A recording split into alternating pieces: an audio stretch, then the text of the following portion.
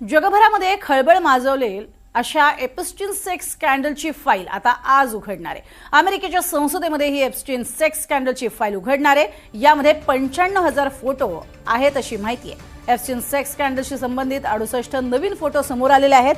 हे फोटो काल रात्री उशिरा अमेरिकन हाऊस ओव्हरसाईट कमिटीमधील डेमोक्रॅटिक कार्यकर्त्यांनी प्रसिद्ध केलेत। यापैकी 2 फोटोंमध्ये अब्जाधीश बिल गेट्स महिलांसोबत दिसतात। एप्स्टीन फाइल्स प्रसिद्ध झाल्यानंतरच ही माहिती आता समोर येईल। यापूर्वी 12 डिसेंबर रोजी बिल गेट्सचे 19 फोटो प्रसिद्ध करण्यात आले होते।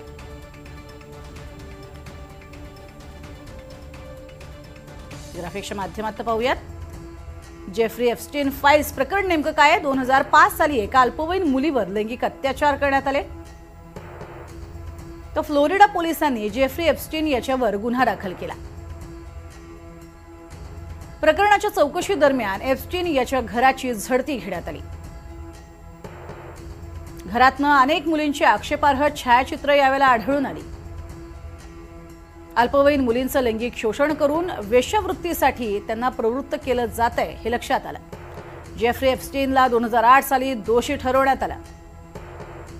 खटला सुरू असताना 2019 साली तुरुंगातच त्याचा मृत्यू झाला।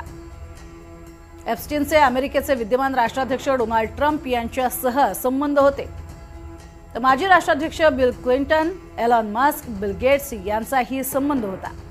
2011 ते 2018 या कालावधीमध्ये एप्स्टीनच्या ईमेलचा डेटा काढण्यात आला, ज्यामध्ये 20,000 पेक्षा अधिक पानांचा समावेश होता। बऱ्याचशा ईमेलमधलं संभाषण हे डोनाल्ड ट्रम्प यांच्याशी संबंधित होतं। अमेरिकेमध्ये एप्स्टीन फाइल्स सार्वजनिक करण्याची मागणी जोर धरू लागली। मागणीचा रेटा वाढताच फाईल सार्वजनिक करण्याबाबत संसदेत प्रस्तावही मंजूर करण्यात आला। आणि आता आजच हा प्रस्ताव जो मंजूर झालेला आहे त्या फाइल्स ओपन करण्यासाठीचा, त्यामुळे आज या फाइल्स ओपन होणार आहेत।